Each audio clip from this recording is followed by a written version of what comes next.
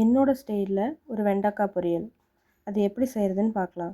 இந்த மாதிரி குழந்தைங்களுக்கு செஞ்சு கொடுத்தீங்கன்னா கண்டிப்பாக வெண்டைக்காய்லாம் சாப்பிட ஆரம்பிச்சிருவாங்க. வாங்க அது எப்படி செய்கிறதுன்னு பார்க்கலாம்.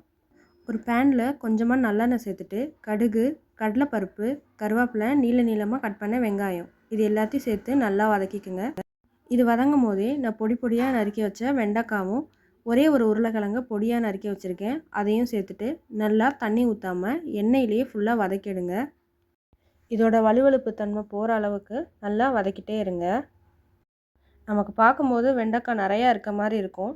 ஆனால் இது ஃபுல்லாக எல்லாம் வதங்கி வந்ததுக்கப்புறம் நமக்கு கொஞ்சமாக தான் இருக்கும். நம்ம இது வெண்டைக்காய் முக்கால்வாசி பதத்துக்கு வதங்கி வந்ததுக்கப்புறம் தான் உப்பு சேர்க்க போகிறோம். உங்களுக்கு காரம் தேவைப்பட்டுச்சுன்னா கொஞ்சமாக மிளகாத்தூள் சேர்த்துக்கோங்க. அவ்வளோதான். இதுலேயே குழந்தைங்களுக்கு ரைஸ் போட்டு கலந்து கொடுத்தீங்கன்னா கண்டிப்பாக டிஃபன் பாக்ஸில் மிச்சம் வைக்காமல் சாப்பிட்டுட்டு வருவாங்க. ட்ரை பண்ணி பாருங்கள்.